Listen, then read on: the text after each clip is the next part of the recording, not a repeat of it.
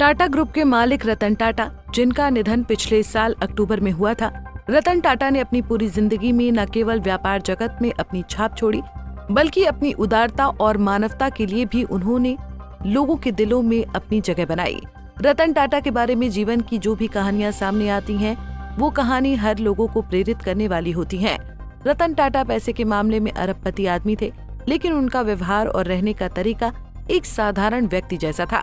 रतन टाटा की इसी सादगी की पूरी दुनिया दीवानी थी। आजकल रतन टाटा के जाने के बाद उनकी वसीयत की बहुत ज्यादा चर्चा हो रही है, जो उन्होंने 23 फरवरी 2022 को लिखी थी। ये वसीयत इस बात का प्रमाण देता है कि रतन टाटा अपने परिवार, दोस्तों, कर्मचारियों और यहाँ तक कि अपने पालतू कुत्ते तक के लिए भी दयालुता और मदद की सोच रखते थे। दरअसल रतन टाटा की वसीयत ने ये साबित किया कि वो एक महान इंसान थे, जिन्होंने हमेशा अपने आसपास के लोगों के भले के बारे में सोचा था।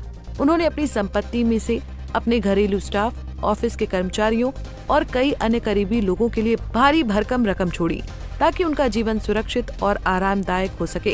इसके अलावा उन्होंने कुछ पुराने कर्ज भी माफ कर दिए, जिससे उनके कर्मचारियों के जीवन में राहत आई। रतन टाटा ने अपनी वसीयत में विशेष रूप से अपने घरेलू कर्मचारियों को ध्यान में रखा था। उन्होंने कुल 3.5 करोड़ रुपए अपने स्टाफ को देने का निर्णय किया था। इनमें उनके साथ लंबे समय तक काम करने वाले कुक राजन शॉ, बटलर सुबैया कुनार और ड्राइवर राजू लियोन शामिल हैं।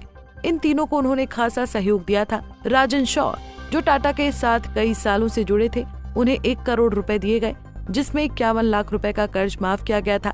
इसके अलावा सुबैया कुनार, जो टाटा के घरेलू कामकाज का जिम्मा संभालते थे, उन्हें 66 लाख रुपए मिले, जिनमें से 36 लाख रुपए का कर्ज माफ किया गया।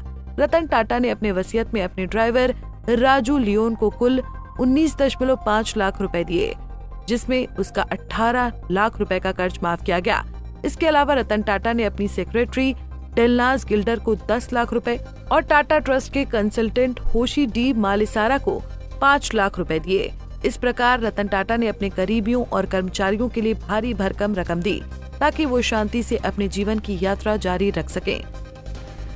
रतन टाटा की वसीयत में एक और खास बात यह है कि उन्होंने ये निर्देश दिया था कि जो कर्मचारी 7 साल या उससे अधिक समय तक उनके साथ रहे हैं, उनके बीच उनकी संपत्ति से कुल 15 लाख रुपए सेवा के वर्षों के अनुपात में वितरित किए जाएं। इसके अलावा रतन टाटा जी ने अपनी वसीयत में पार्ट टाइम हेल्पर्स और कार क्लीनर्स को भी 1 लाख रुपए देने का प्रावधान किया है।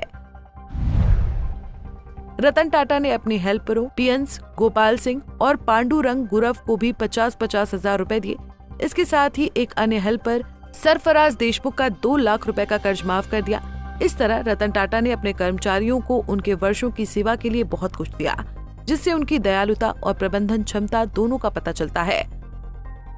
रतन टाटा का अपने पालतू कुत्ते टीटो के प्रति प्रेम भी उनकी वसीयत में झलकता है।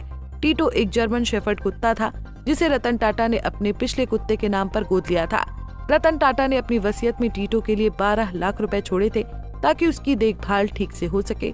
इस राशि से हर तिमाही 30,000 रुपए की व्यवस्था की गई थी, जिससे टीटो का जीवन आरामदायक और सुरक्षित हो सके।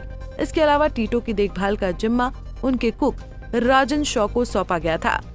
रतन टाटा की वसीयत ये साबित करती है कि वो केवल एक बड़े उद्योगपति नहीं थे, बल्कि एक ऐसे इंसान थे जिन्होंने अपने कर्मचारियों, दोस्तों और यहाँ तक कि अपने पालतू जानवरों के लिए भी अपनी संपत्ति का हिस्सा छोड़ने की सोच रखी। ये उनकी उदारता, प्यार और दयालुता का प्रतीक है।